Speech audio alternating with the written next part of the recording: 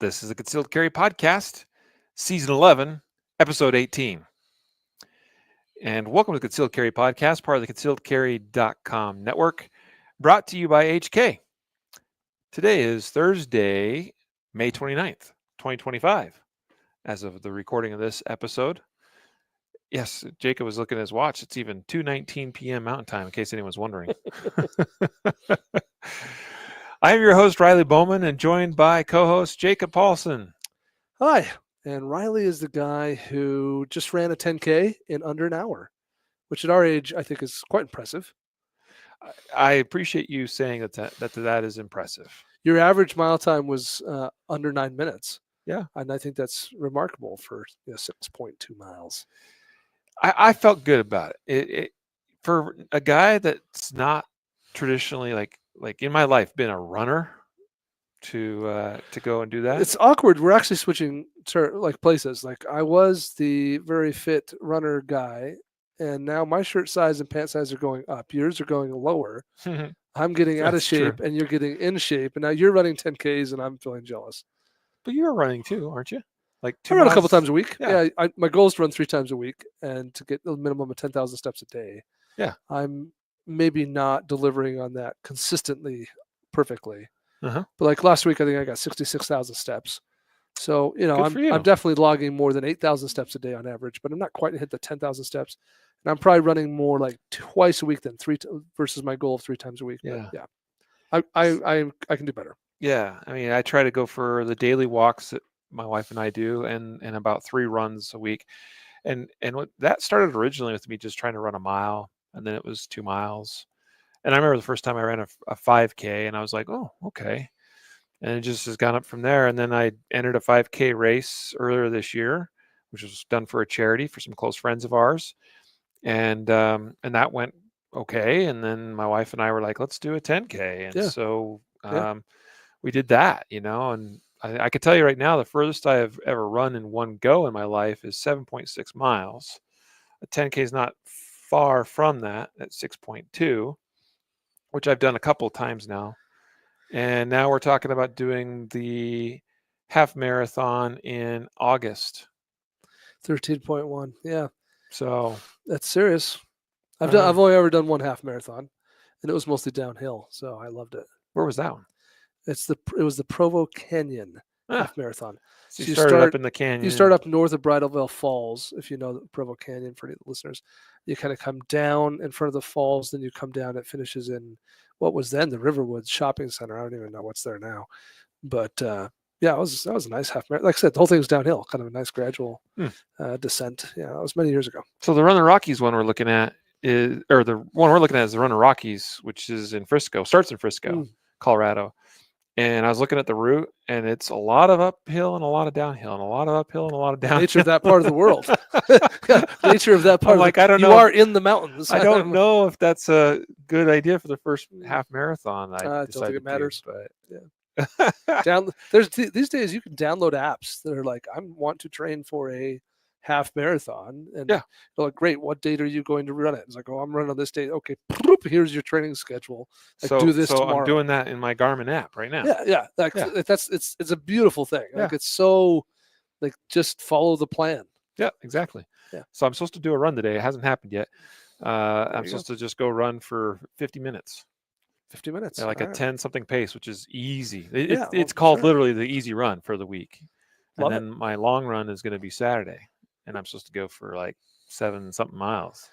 That's pretty normal. Yeah. I mean, a half marathon, probably in training, you'll build up to doing about 10, 11, maybe 12 miles. Yeah.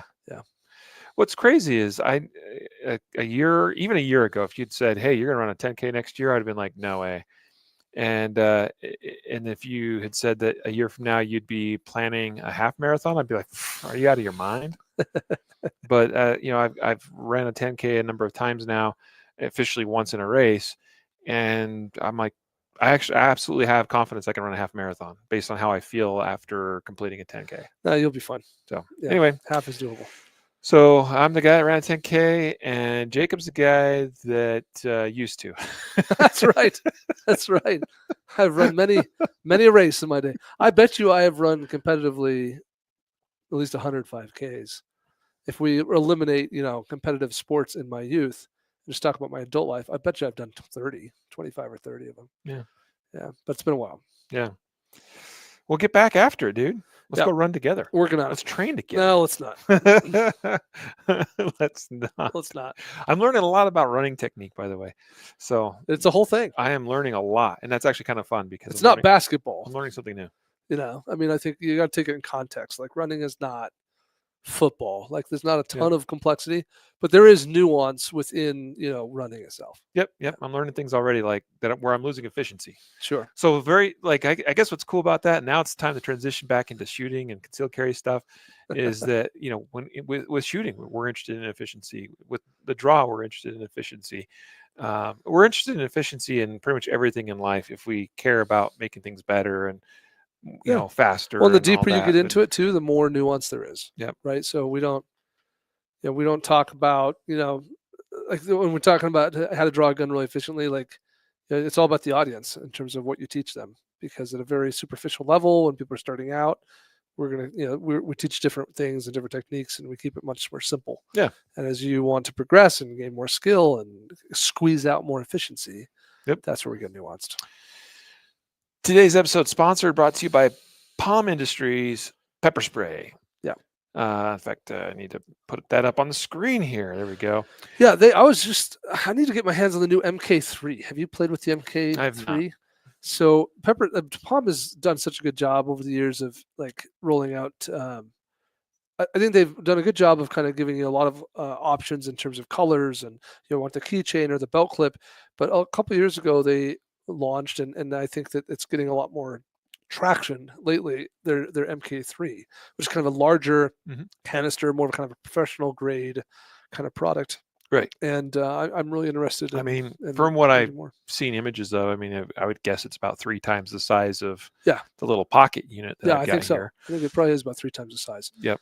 It's more serious. They also have a new product that's like it's like a jogger. Speaking of running.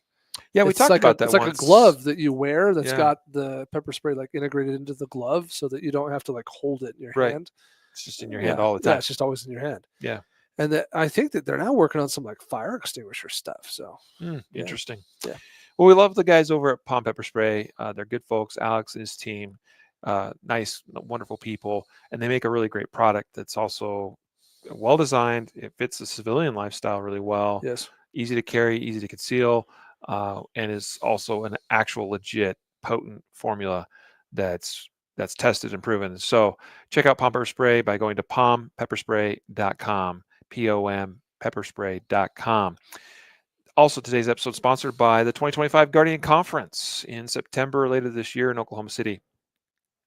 We're super excited for that. We're starting to really ramp up for our kind of execution. Yeah, it's time to really hit the ground running and get things done. And so, working right now on finalizing class curriculums that are going to be taught by our 15 instructors, I think, this year. Something like that. It's right on.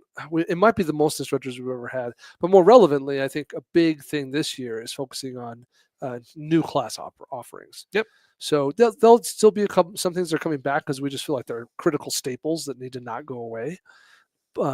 Speaking of pepper spray, if that's a good example, we're still going to have a pepper spray class, but we're a lot of kind of shaking it up and saying, hey, we've offered the same class for the last 3 years in a row, last 4 years in a row, last 2 years in a row. What can we change? What can we bring that's new and unique and different and still highly valuable? So it's going to be great. Absolutely. And new instructors, several new instructors. Yeah. In fact, I'll just mention a couple of them right now. We got Dan Brady. Well, we're saying he's new because he's officially new this year. Last year, he was unofficially filling in for someone. Yeah. We had an emergency come up for one of our instructors last minute, like 2 days or something before the event. Mhm. And Dan Brady was already planning on being there as an assistant instructor, and he's already a legit instructor himself. He stepped in last minute and taught some great vehicle defense, a great vehicle defense seminar, as well as some It's a dry dry fire. fire. Yeah. I think it was called dry fire optimization or something like that. And people loved his classes, and he's going to step it up and do some even really cooler stuff this year. And then one of his cohorts at Apache Solutions. Solutions, where they both are instructors.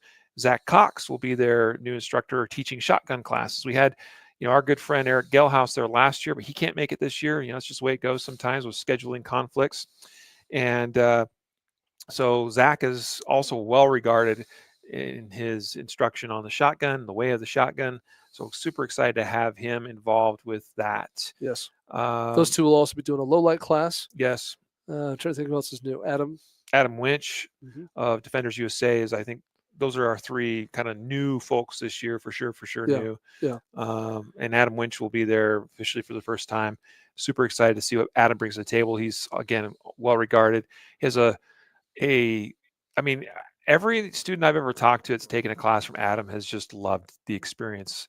I think he does a very kind of intense class, and that's intentional. It's intended to prepare you for using a gun under pressure in defense, which is what a lot of people need. And so that's, I think, a big thing that Adam brings to the table.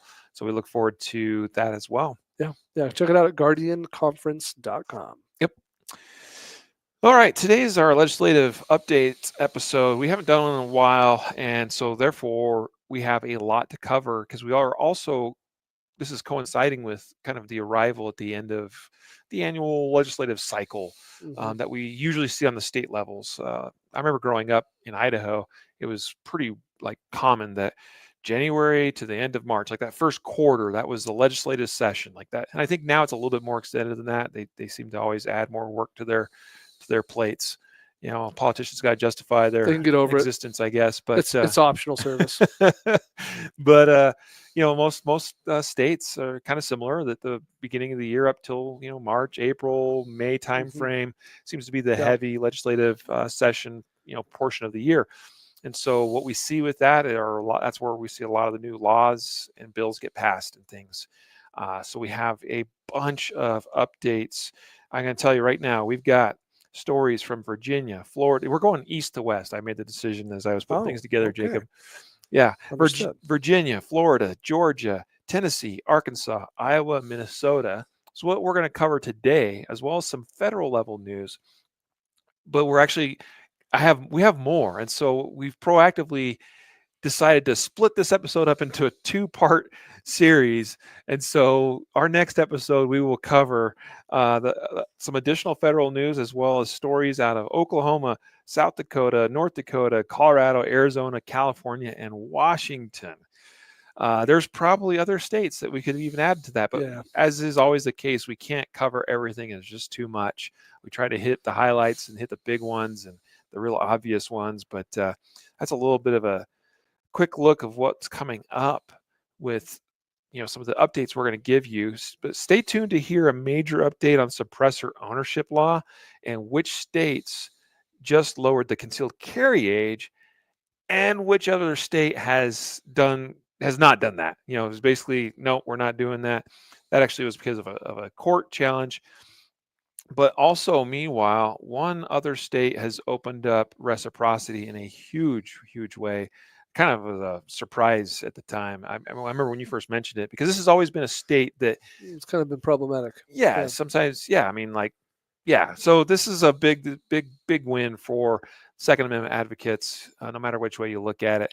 There's wins and losses throughout all this conversation, for sure. Well, what we seem to, I guess is an interesting place to start right off the bat is we continue to see this sort of widening divide of some states seem to be going more right, and there's less purple than there used to be. Yeah, we have a lot more red and a lot more blue and a lot less purple. And it's a moving target, right? Like, for example, we're seeing Texas get less and less red all the time. Georgia, Arizona also getting less and less red, but they're still predominantly conservative states. But I think that we've just gotten rid of a lot of the purple. In fact, I remember I'm thinking back in the 2012 election. I worked in broadcast television at the time, broadcast radio. And if you were a purple state, that was a windfall for broadcast TV. You're going to make a fortune on advertising because that's where all the Hmm. campaigns spend all their money is on all the purple states. But today, there's just not a lot of purple states left. Like, there's just not a lot of contested. I shouldn't say that. That's not fair. There's just certainly places that are kind of up for grabs in various fashions, Well, but it's less than it used to be. yeah, it seems like the big battleground states, so arguably the ones that would be most purple, Yes. are what do they call it? The Rust Belt. So Yep. like your Pennsylvania, Ohio, Indiana, Michigan, Wisconsin, Wisconsin. Minnesota. Yeah. And then you've got a couple other pockets. Like Georgia's an interesting one because Georgia used to be so dominantly red. Yeah, it's But just turning. because I think of the population growth there Yeah. and the way the Yeah. demographics have changed, it's become quite a bit more Same purple. thing with Arizona. Arizona has really Yep. changed substantially in the last decade in that regard. It's Yeah. interesting to We're see going to see how, some fun drama out of Arizona today, by the way. yeah, for Yeah. sure. So, Yes. yeah, The point is, I think I'm agreeing with you, and I'm going to add to it by saying that because of that, the result is that we're seeing a lot of the gun control battle move out of the legislatures and into the courts, hmm, right? Because it's 15 years ago, I it was all about what states were proposing what laws and is that law going to get passed? Is it going to make it through? And today it feels more like whatever the laws is getting proposed, it's probably going to pass and get through. The question is, who's yes, going to challenge it? What are the lawsuits going to be? What will the courts decide? Will it get appealed? Will yes, it go to the? Will this be one of those that ends up at the Supreme Court? That's how it feels today. I think if we went back a decade ago, which basically about when I was going full time in this industry, I don't think, maybe I was not aware, but I don't think there was more than a 10 or a dozen major lawsuits going on at any given time across the country over gun control related issues. And today, like, there's a good solid like 50 easily hmm, that we could reference. So anyway, I just think that the battle is moving out of the legislatures and into the courts. yeah. Well, I think you're seeing that not just on the Second Amendment side too, but I think you're seeing a lot of battles in the courts just because of the political makeup in this country right Yes. now, which is a very interesting place to be. First up, let's start with some federal news. Yes. And we've got an article here. This is on concealedcarry.com. Supreme Court sidesteps two major gun rights cases. The way that we're going to do this today is Jacob's going to take the lead for the most part, telling us the details in these stories, and I'll just chime in, with Riley's stupid comments Cool. as seems appropriate. All good. So this article was really from mid to late April, and what happened is basically within about a 1 week span, the U.S. Supreme Court. There's official language for this. In fact, I should just disclaim now that if I butcher any of this stuff, you'll just have to forgive me. But I'm sure we'll be close enough for horseshoes on all this. But the U.S. Supreme Court basically refused to hear two separate high-profile gun-related cases within about a week of each other, and it started to establish almost a little bit of a pattern that's concerning, because we need the U.S. Supreme Court to chime in on some of these things. So the first one that they refused to hear is a challenge to New York State's Concealed Carry Improvement Act. So to set the stage a little bit here, what you have is the New York Bruin decision, the U.S. Supreme Court Bruin decision from 2022, Yeah. that kind of eliminated the may issue permitting system that was popular in several of these anti-gun states, including New York, and forced these states to basically, you have to issue permits if people meet the qualifications. And so, as a follow-up to that, New York's kind of response to that the Supreme Court decision was to say, okay, then we're going to create this new law called the Concealed Carry Improvement Act. And among other things, that law created a massive list of sensitive places, places where guns wouldn't be allowed. And that list is so extensive that it basically makes it impossible to actually carry a concealed gun in New York, because anywhere in public you would go is basically on the this sensitive place list. Yep. So lawsuits gets filed, and this works its way up to the U.S. Supreme Court. The U.S. Supreme Court leaves it alone, says no, we're not touching that one, which is unfortunate because the way the last court had left it was they had upheld the law. They'd said, oh no, New York is allowed to do this. So gun right activists were hopeful that the U.S. Supreme Court would say, oh no, New York, there you go again, trying to be all anti-gun. You can't do that. We talked about this, but instead they said, yeah, we're not ruling on this one. So that was a disappointment. And then a couple of days later, they refused to issue an opinion on the court case out of the Eighth Circuit of Appeals from Minnesota, which we've talked about a couple episodes ago, because this one is focused on the 18 to 20-year-old question. And so the Eighth Circuit of Appeals ruled that Minnesota's law banning 18 to 20-year-olds from obtaining a concealed carry permit was unconstitutional. And so that was pushed up to the U.S. Supreme Court for ruling to add to it, and they refused to hear that one also. They officially said, no, we're not ever going to rule on this one. So that in that case, that was good for the gun owners. It left in place the decision that the ban on that age group was unconstitutional. But in both cases, it would have been nice to get some clarity from the U.S. Supreme Court, and we did not get it. Yeah. Yeah. So the New York thing is unfortunate to hear. I suspect, I think here's the thing: when the court doesn't take cases, when they refuse to hear a case or rule on a case, a lot of times it could be for a variety of reasons. One of the reasons might be that, okay, there's other things pending elsewhere in the country, and it's sort of like, we're going to wait and see, because the New York thing was out of the Second Circuit Court, the Minnesota thing's out of the Eighth Circuit Court, and there's maybe something going on in the 10th Circuit, or something in the 5th Circuit, or something in the 4th Circuit, and so the Supreme Court sometimes may wait for the dust to settle to then go, okay, now we're going to hear this, because that's going to sort of establish a standard that solves all of these issues. So that could be one reason. It's hard to know sometimes. But they can always delay. In fact, we see that all the time. Like all the time. They just this week took two different cases that were pending Supreme Court U.S. Supreme Court's decision to rule on, and they issued statements basically saying, "Hey, we're kicking these ones further down the road again." Mm-hmm. So they could have done that, but they Yep. didn't. What they said was, "We're never going to touch these. It's done. Whatever the lower court ruled, that's it. That's the deal for now on." Well, so that's a very until different. another court brings it up. Sure, which is my possible. So I'm saying, to your point, there's lots of reasons why that could be a factor here. Certainly with the age 18 to 20-year-old thing, there's a lot of that drama cooking around all sorts of different courts. There's how many? There's like 3 or 4 cases going on right now, Yeah, at least that we know of. Yeah, we just did a podcast episode about that several episodes ago, Right. maybe in the last 5 or 6 episodes. So Yep. So yes, that could be a factor, certainly, but it's still a disappointment every time we are able to get an issue all the way up there.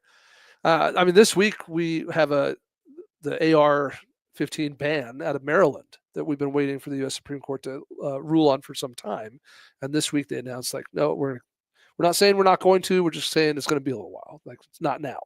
Mm-hmm. So you get your hopes up because you're like, oh yes, finally we're going to sort this crap out with the highest law of the land, and then you kind of are just deflated. Nope. Yeah, it's interesting that the makeup of the current Supreme Court of the United States of America is, I remember when some of the most recent justices that Trump put in his first term, like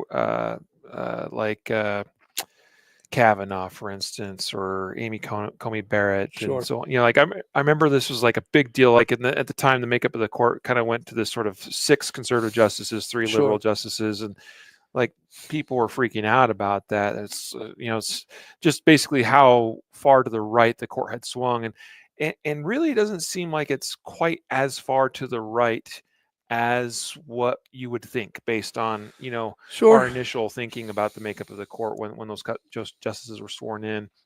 It seems to be I agree. Running a little more of a middle of the road than we on might some have perceived issues or assumed. Yeah, that's fair. I think the key here to remember, and I think if you're listening to this, the most important thing I think you need to take away from these kind of conversations is the biggest impact the President of the United States has on our gun rights is who ends up in the U.S. Supreme Court. Mm-hmm. That is the president really has a relatively limited amount of power to influence, gun laws, but they do have an immense amount of influence over who ends up being in the highest court of the land. And so, yes, as far as what we've seen in the last decade or two with respect to gun laws on the federal level, there have been some issues that have been more of a regulation, and I'm just going back to Trump's first term where, he said bump stocks, right? So they have quite a bit of influence on some of those types of issues.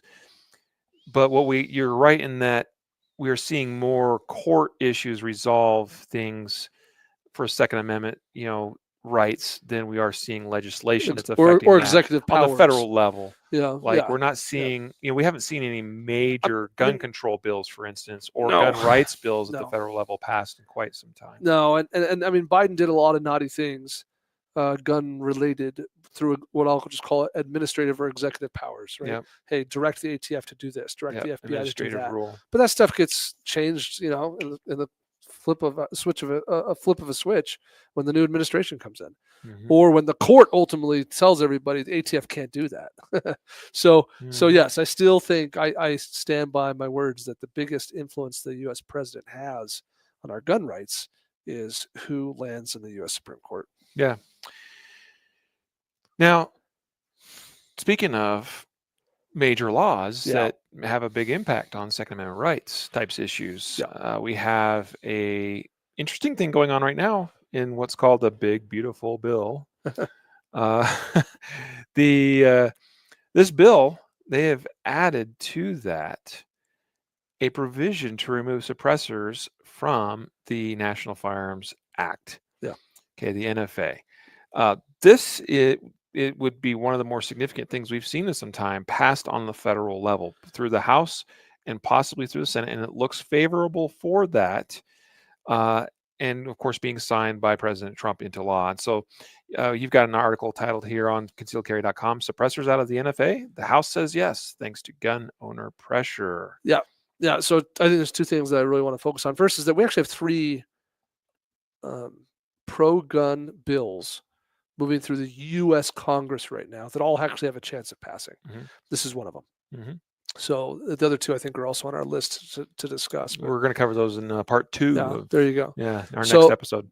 This one is interesting. That I think the other key, and you kind of pick this up from the headline, is that the original draft of this bill did not remove suppressors from the NFA. Right. The original draft simply reduced the tax stamp from $200 to $0. Yeah.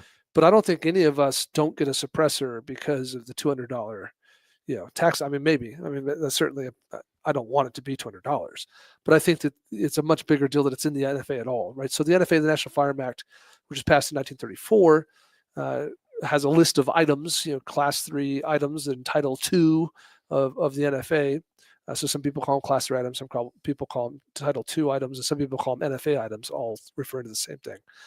These items are all items that are illegal to own unless purchased and registered with the ATF directly to the user or to the legal entity, the trust or whatever it might be, along with the $200 tax stamp. And suppressors are one of the items on that list. So this bill, among the other massive number of things that it probably contains that are all pro-Trump awesomeness, one of its provisions is to remove suppressors from the NFA. Now, to be clear, it would not make a suppressor an accessory, like buying a new pair of sights for your gun. It would basically move the regulation of suppressors from the NFA to the Gun Control Act of 1968. So suppressors would be serialized. They'd be like a serialized firearm. So you to buy one, it would be like purchasing a gun. You'd fill out a 4473 and you'd pass a background check. But there'd be no incremental fee or tax stamp or whatever thing. There'd be no registration, no database, none of that. It'd just be like any other gun. Yeah. If it passed. And it did pass the House. Sorry to kind of finish that thought. So this bill did get voted through and passed in the House, and now it's headed to the Senate. The Senate has a corresponding bill that's not the big, beautiful, whatever Trump bill. It's the actual Hearing Protection Act, which has the same provision. And so that stuff gets reconciled, basically. That's the process that's happening right now. It's It's the called process. reconciliation. You got to get, the Senate to basically, of course they could pass the exact same bill, but that's not usually how it happens with big bills, especially spending bills like this. And so there'll be their own version of the bill, and then that gets reconciled between the two houses, and Yeah, eventually we hopefully end up. passed and goes to the governor. Yeah. But I mean, from what I'm seeing, as far as talk about things, on the federal level, there doesn't seem to be a lot of pressure. Of course, I'm sure the anti-gunners are out there somewhere saying we can't have this happen, but I'm Right. not hearing a lot of chatter of people like this. Doesn't sound like it's an unpopular idea as far as getting like I'm not getting the sense that this is a problem to this bill getting passed through the House and Senate, meaning that it's not likely to be on the chopping block. I think there's bigger priorities that the House and Senate are looking at. You got a number of senators and representatives. There's some that didn't even vote for this bill that were Republicans. Most everybody voted was Republicans, but there were some that didn't in the House because they didn't feel like it went far enough as far as cutting some of the government spending. And of course, that's not what we're here to talk about today. But nobody's talking about we can't vote for this because it has this thing about suppressors in there. They're talking about spending Right. things, Right. So There seems to be more hope for this to pass now than we've had for any pro-gun bill in U.S. Congress in some time. in some time. Now there is some controversy, if you will, on the pro 2A side, where people are saying this isn't going far enough. Like we still have to have a background check to buy a suppressor. And by the way, I agree with you. Like I think it's ridiculous we have to have background checks on a device that does nothing of its own accord. But An accessory. yeah, but like. But it's a good step in the right direction. Like I'll take it. I have seen for years. I've seen it happen right here in our home state of Colorado, where the pro 2A side eats its own because that doesn't go far enough, and we can't have any compromise. No compromise, and then we are we compromised. kill stuff that would have moved us in the right, at least a portion of the way in the right direction, and then we just end up where we were or worse off sometimes years later, like we are now in Colorado. Give the mouse the cookie. Like yeah, that's all I have to tell you. Like just let them have it. So my opinion on this is, would I love to see this go further? Absolutely, but I think we need to take our win here and be like, all right, cool, and we can try again next time, hopefully. Yeah. Right, and by the way, we have other really important issues that should come up. We have other fish to fry for sure. Yeah. Other than suppressors. Right. But this looks promising, and I have a few suppressors. You do not currently, but this might make you more interested in. Yes, absolutely. It would change my perspective. I just it's sort of I didn't you weigh inconvenience with desire, and my desire was not high enough to justify the inconvenience previously. In my case, I pretty much only bought the ones I did because I got them on a really good deal. And it was like, well, I guess I'll just suck it up and wait the however many months it takes and pay the $200 tax stamp. Yeah. And it'd be pretty cool to see these become a lot more accessible to more Americans. Yeah. Something you mentioned when we were talking about this offline at one point is that presumably if this passed, it would also make it so that any FFL could sell a suppressor. Right. Right now, your average FFL cannot. An additional license is needed to be able to sell NFA special occupational items. tax. Yeah, SOT. So that would be kind of cool because we have an FFL here at the business, and so we could have some suppressors in the safe. It'd be right. fun. Yeah. Right. Absolutely.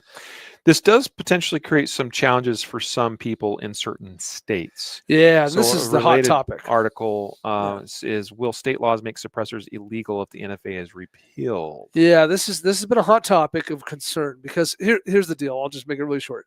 Some states have laws regulating suppressors that basically say something to the effect of suppressors are legal if they're registered with the NFA, or they're legal if they're compliant with federal laws, or something along those lines. And there's a couple different flavors of how those laws are written in any given various state. And so it's a bit of a messy thing because there's now this concern that if we remove them from the NFA, if it's no longer an NFA related item, then in a given state, in fact, Colorado is one of those that could be concerning. Here in Colorado, if right now a suppressor is legal if I went through the federal process to obtain it.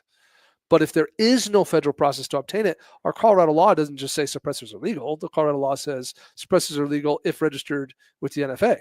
Well, if there's no way to register with the NFA because they're no longer part of the NFA, then does that inherently mean then that suppressors are illegal now in Colorado? Like, did it get worse instead of better for some period of time until we can kind of reconcile and deal with that legal conflict? And so that's the concern a lot of people have. I think it's sort of like a temporary, momentary, shouldn't be a big concern thing, because these things work themselves out. There's legal precedents and legal doctrines to address these kinds of issues when they occur. But in the article that we're sharing in the show notes, attorney Tom Grieve did a great video where he kind of broke down the different flavors of these different types of laws that some states have. He addressed, some examples of which states fit into which of those buckets, as he calls them.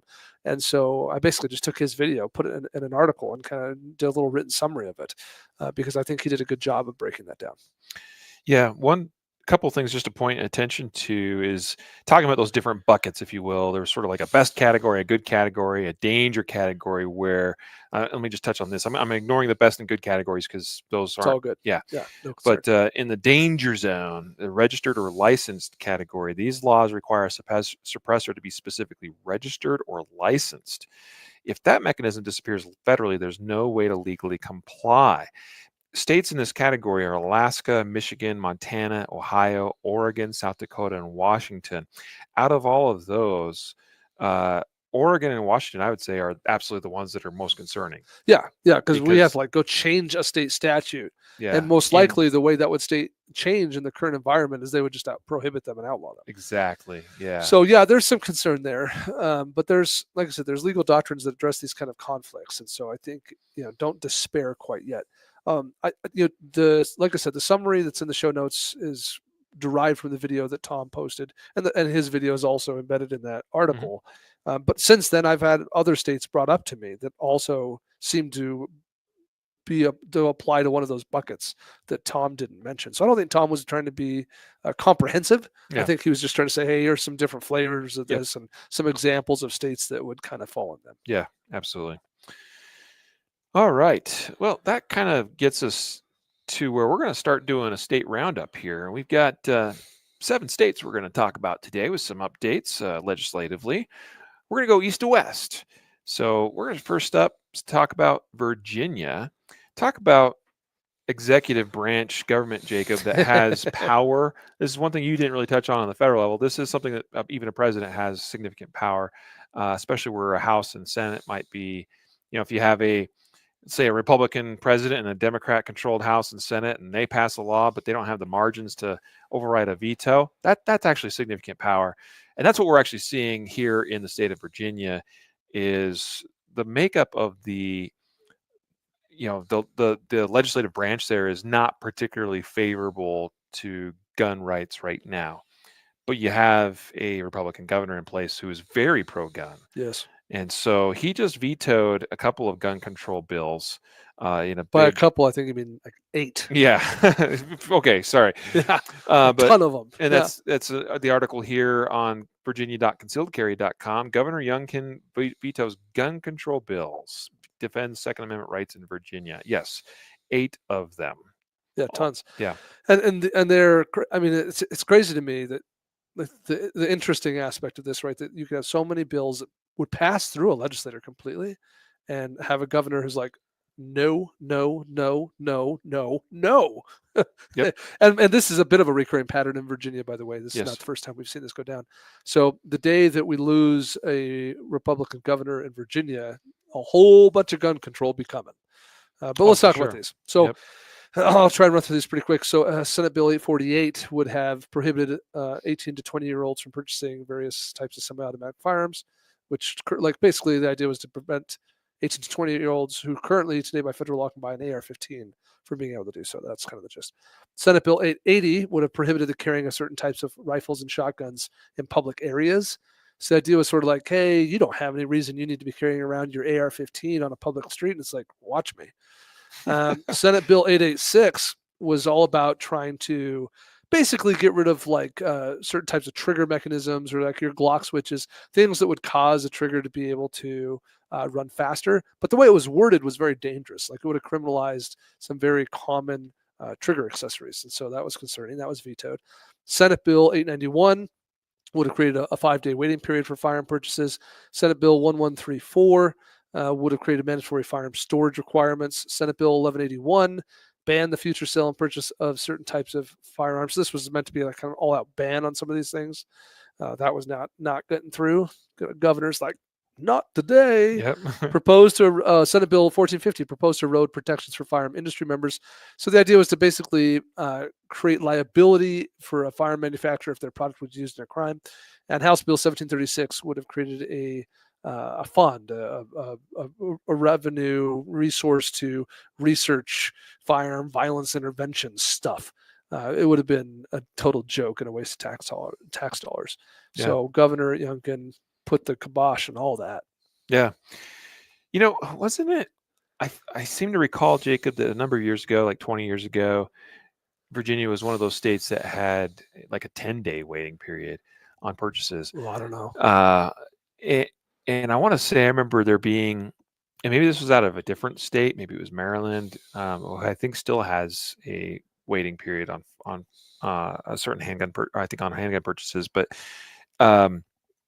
I seem to recall that was the policy at one time in Virginia, and that there was a study not too long ago that maybe was highlighting Maryland's waiting period scheme, and basically suggested that it's ineffective. To I do remember the study. Yeah. And so anyway, but wait, it's funny because in our last episode or a couple episodes ago when we talked about the 18 to 20-year-olds, I said I see gun control themes, and I think that we're going to see waiting periods and permit to purchase schemes as common gun control themes being rolled out across a lot of states in the next couple of years, because it's very hard to challenge them constitutionally, because you're not banning something, you're just you're forcing me to wait to get creating roadblocks. Creating roadblocks, exactly. So it's harder to challenge the constitutionality of that than an outright ban on something. Yeah. Well, out of Florida, though, we have some Pro 2A news. Yep. This is not adding a law. We're actually repealing one, basically. So Florida had a law in place that prohibited certain things with guns in emergencies. So it's sort of like, hey, during an emergency, you can't do this with a gun. You can't have a gun in this place. You can't display it in this context. And the idea with this new law, what is it, Senate Bill 952 and House Bill 6025, was to kind of repeal those things. So, for example, the intentional possession of a firearm in public, the sale of ammo or firearms, and the intentional display of ammunition or firearms in a store during emergencies. Those are all things that are now okay, which previously were not. Yeah. Cool. Yeah. And Florida has a lot of emergencies. They've got hurricanes down there. Oh, yeah. I've heard of those. Yeah. Fortunately, knock on wood, or say your prayers, or whatever, but I just saw a news story talking about how there is no sign of any major tropical storm or hurricane activity in the Atlantic right now, and that bodes well. Like, basically it suggests that we're not going to see any early season hurricanes, which is possibly a good sign. Sure. So anyway. I just watched that movie on Netflix called Geostorm. Apparently, if we can get enough like fancy satellites in low orbit, we can just control the weather. Yeah, right. That's what I think we should do. In fact, we should just take the money that the Washington State Patrol is going to be using to implement their gun control, and that probably would pay for it. We'll talk about that one in our next episode. Yeah. BearingArms.com reports Georgia Supreme Court upholds carry ban for adults under 21. This is when I kind of teased towards the beginning of the episode about one state not choosing to, the state here. I mean, this was a judge that ruled on this. Actually, the Georgia Supreme Court, but it's within the 11th district, so that this is relevant. Yeah. But they will not be, at least anytime soon, allowing younger than 21-year-olds to carry a gun.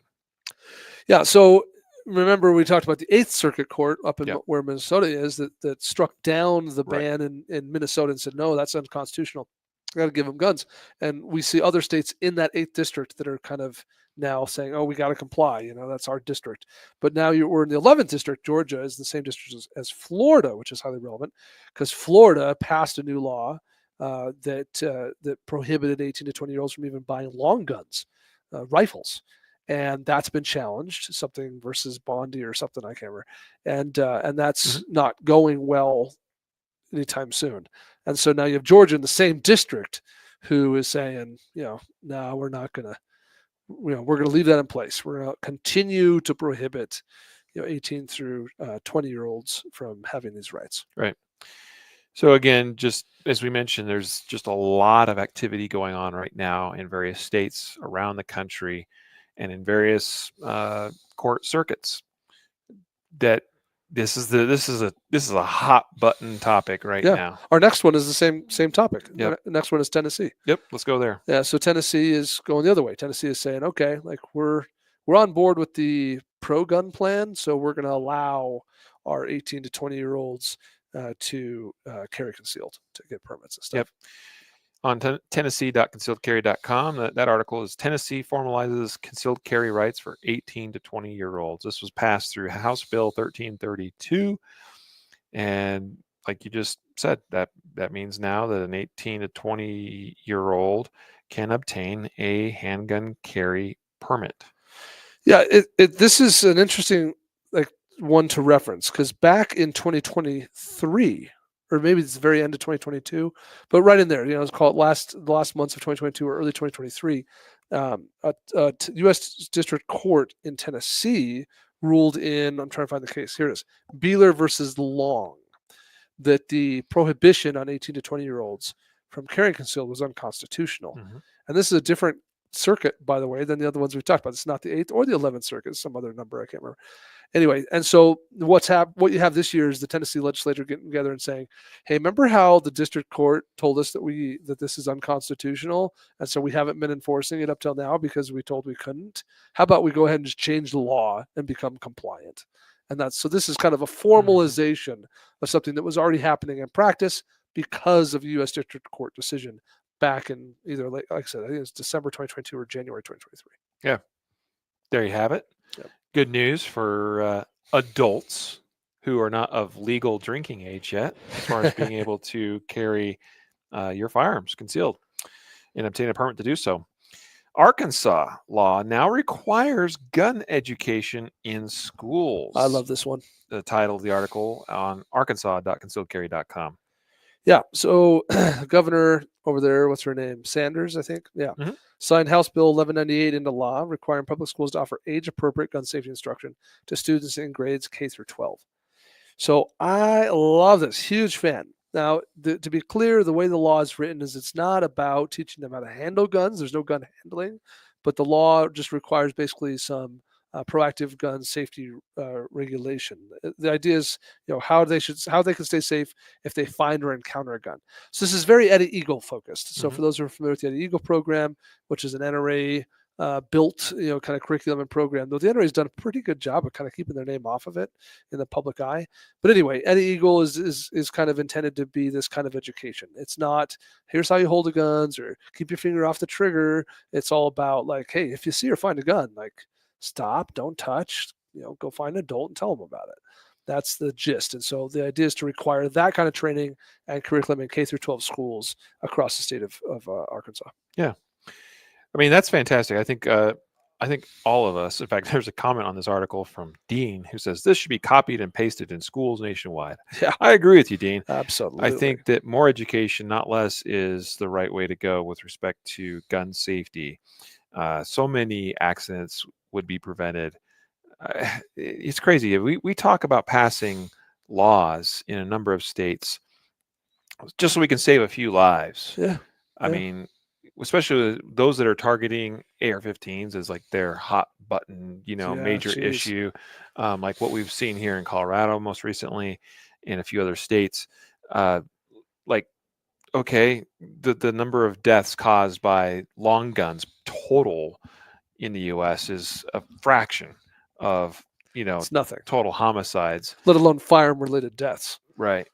But accidental shootings that lead to death is a problem, and does happen way too commonly, way too frequently, that could actually see a dent in if we taught children correctly about gun Crap, safety. if we just took all sixth graders and put them on a bus and took them over to the police station's gun range and shot a couple of pumpkins with a shotgun and send them back to the school, I think that would be pretty sufficient to eliminate a whole bunch of gun violence we see among youth. Like just them understanding, like this is what this does.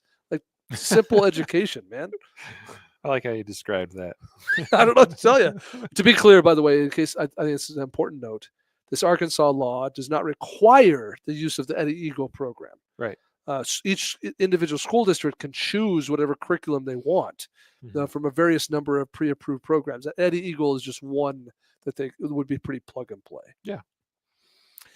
Now, you alluded to this a moment ago, because I believe Iowa is a part of the same federal court circuit as Minnesota. Yes. But the news here out of Iowa, iowa.concealedcarry.com, is that they dropped their handgun carry age to 18, a step toward restoring rights. Title of the article here. Yeah, so they are part of the same district as Minnesota, I think. Pretty sure that was the point here. And so they said, oh, okay, like Minnesota just got their crap handed to them by the court, and so we're just going to go ahead and get compliant right away.